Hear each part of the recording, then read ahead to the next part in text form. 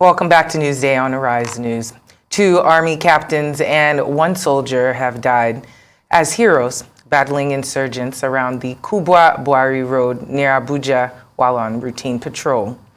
Although a statement by the Presidential Guards of Brigade said 3 soldiers were injured during a clash with terrorists on Sunday night, a report in Wednesday's edition of This Day newspaper says 2 officers and 1 soldier were killed in the encounter with the terrorists.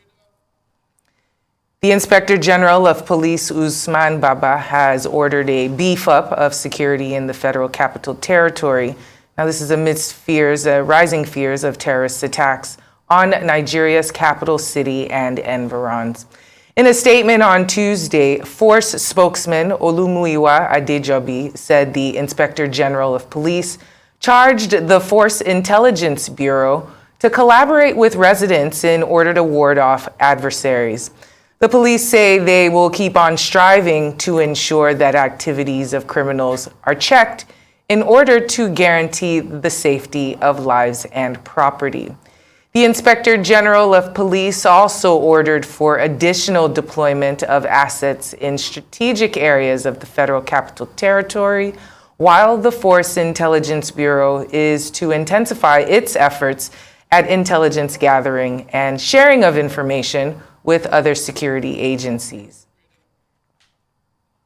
Joining us now is security analyst Dr. Kabir Adamu to discuss the terror attack threats to Abuja, Lagos, Kaduna, and other places, and what approach Nigeria needs to adopt to make the country safer.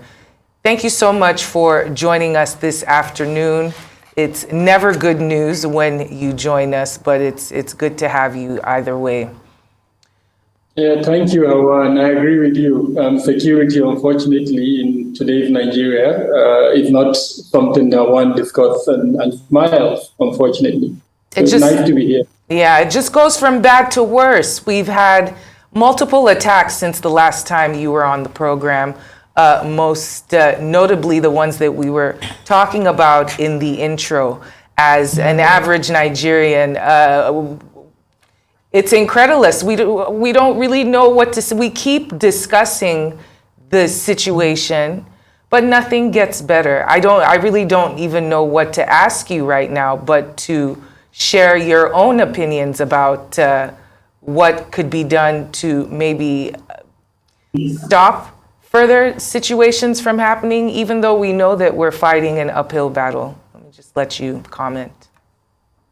Thank you, Hawa. So last week, my consultancy, Beacon Consulting, released its report for the month of June. And of course, because June represents the end of the first half of the year, and also represent the end of the second quarter of the year, it allowed us to review where we were in terms of the number of fatalities in the country, the number of kidnaps in incidents in the country. Now, unfortunately, 6,000 plus Nigerians have been killed from January to June 2022. Now, going by that trajectory, it means about 12,000 Nigerians will be killed by the end of the year if nothing is done to reduce the spate of killings. And that would make 2022 one of the years with the highest fatalities in the country. The last year, 2021, about 9,000 Nigerians died. So it means probably about 3,000 more Nigerians will die this year. So I agree with you.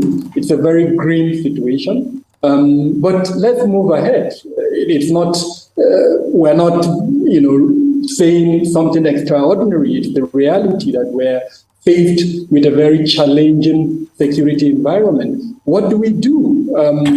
We said so much by the media in different fora on what the government needs to do. And if that's not happening, then I would say we need to take certain level of responsibility, each and every one of us. How do we increase the protection measures around us? If you are an individual, a family member, a corporate organization, I think at this stage, that's what we need to do. Let's start looking at how we can enhance our security posture. Now, there are 4 layers of security that every person, whether you're an individual, a family member, or a corporate organization, that you can tweak around, and it would help improve your posture. And it's a combination of technology as well as some physical security attributes and the processes that combine these two together. It's a little bit technical, but I'll try and break it down. It's divided into 4 major components. The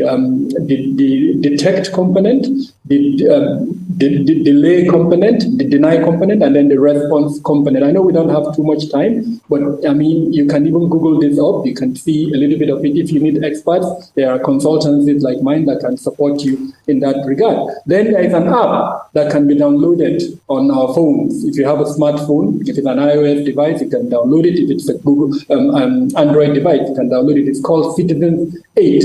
It tells you what to do if you are confronted with a terror attack or any other form of attack. I think at this stage, this is what I would definitely recommend while we continue to call on government to improve on what it's currently doing. Nigerians are dying, and there is no saying that fact. I've given you the grim figures, and unfortunately, nothing is done to change that. And the most worrisome aspect, almost every analyst, including myself, because we're in a pre-election year, the likelihood that this security incident would increase is much more higher than if it wasn't a pre-election year. I have so many questions for you, but that bit about the app called Citizen Aid really stood out for me. And while I want to ask you if you're impressed with the security forces in terms of the equipment that they have, collaborative efforts, and organization, I also want to ask you about that app, because as an everyday Nigerian whose government is not responding to her needs, I'm keen on how to also protect myself. And of course, I think I speak for many Nigerians. So I think we should dwell on that for now. What more can you tell us about measures that we can take as individuals and on the family level to ensure that we as people and our loved ones keep a sane head on our shoulders? Thank you. So the app is called Citizen 8. It was, I think, launched in the UK, but there's a US version of it. But it's applicable everywhere. A terror threat or attack in the US or the UK, they use the same methods to attack. It could be a bombing incident, it could be an active shooter situation, or even a lone wolf carrying a knife and stuff like that. So that app tells you what to do, either as an individual or as a group. Time will not allow me to go into the details of each of the terror methods of attack, but they're there in that app. If you download it, it's free. You can look at what to do and start doing dry runs in your family. Bring your family together. If you are alone and married, talk to yourself. How do you respond if you hear a gunshot? What do you do if, for instance, there's an active shooter in an environment where you are? The app will tell you what to do. Now, for corporate organizations, I would advise they go a little bit beyond that. Engage experts to train your staff on what to do. There's a training we call Hostile Environment Awareness Training. It teaches every individual that attends that training what to do if you encounter a hostile situation. It could be a terrorist situation, it could be whatever. It tells you what to do. So for corporate organizations, I really encourage that. Of course, for communities, it's all about coming together, encouraging peace-building mechanisms. And this is specifically for the Northwest. Just like the recent documentary that was released by the BBC, it has shown clearly that these are two communities fighting each other, the Hausas and the Fulani. And I mean, the answer is there. Why don't we bring the leaders of these communities together and find a solution to this? We need to bring an end to all of this. So for communities, let's not just wait on government. The same thing in Akwa Ibom. There is a community that has been fighting, killing each other. Why not the leadership of those communities come together? If our religious leaders can actually broker that kind of peace. So I think we need to reduce the reliant, as it were, on government and start thinking of self-help mechanisms. Now, I know the controversial discussion has been arming ourselves. I'm not going to go down that route, mainly because it's not constitutional, and unfortunately it will create more challenges than it is. So any little thing we can do, and I've mentioned some of these little things that we can do, would go a long way towards helping us. If we see what is happening around us, and we report it to the security agencies, it's also another level of protecting ourselves. But my point, and I think this is in summary what I'm trying to say, the criticism that is where, and the complaints, let's move beyond that. Let's start thinking of what to do to help ourselves. Another very good thing is that this is a pre-election year. Let's go and get our voters card and align ourselves to the candidates or the political party that speaks to us in a manner that we feel we're going to get better security in 2023 and beyond. So those are the little things that we can do to help ourselves. Now, Mr. Adamu, I'd like us to dwell a bit more on this warning that ISWAP and Boko Haram are planning to attack Lagos, Kaduna, Kogi, Katsina, Zamfara State, as well as the FCT. First, I'd like to know, is this an indication that both groups are collaborating? Then it also talks about the fact that they are amassing dangerous weapons. How can we curtail, their access to these weapons?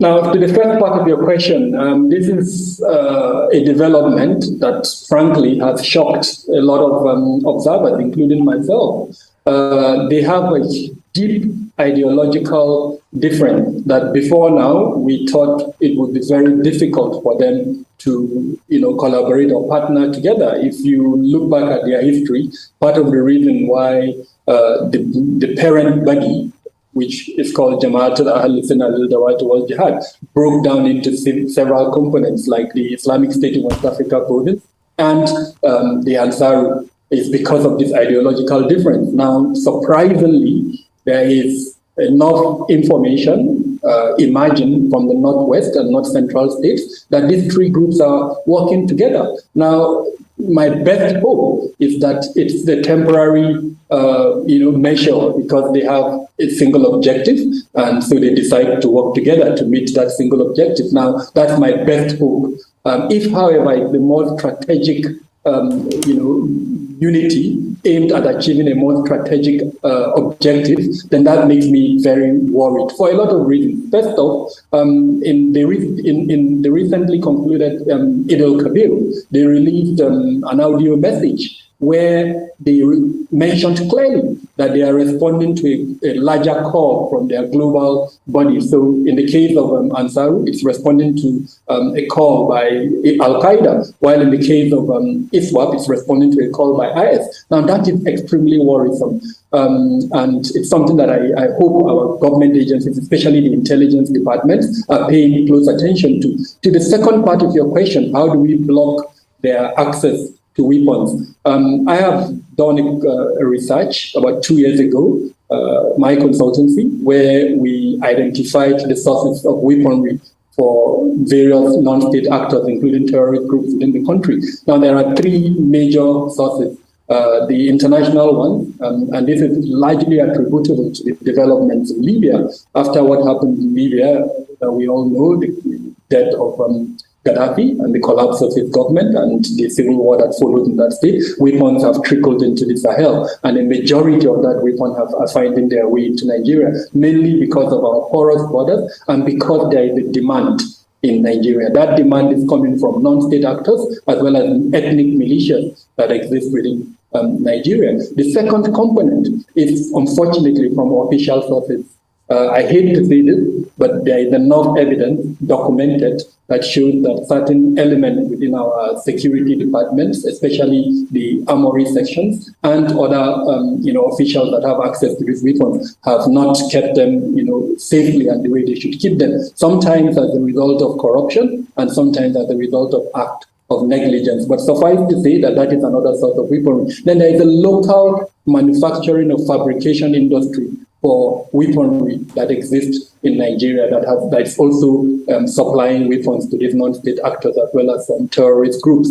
Now, how do we block access to these weapons? The government has started. There is currently an office department within the Office of the National Security Advisor that has the responsibility for mopping up small arms and light weapons. And just yesterday, the National Assembly, I think, did the second reading of a bill for the creation of a department that would have responsibility for the mopping up of small arms and light weapons. So that is at the stage of the federal government. I also know that several state governments have attempted in the past to pop up the small arms and light weapons. So that we just need to enhance that. We need to create that commission. We need to empower that commission, and then that commission needs to work together with the state governments as well as communities to mop up small arms and light weapons that are in circulation. But we need to also answer a very important element which remains within our national discourse at the moment: the desire or not of a state policing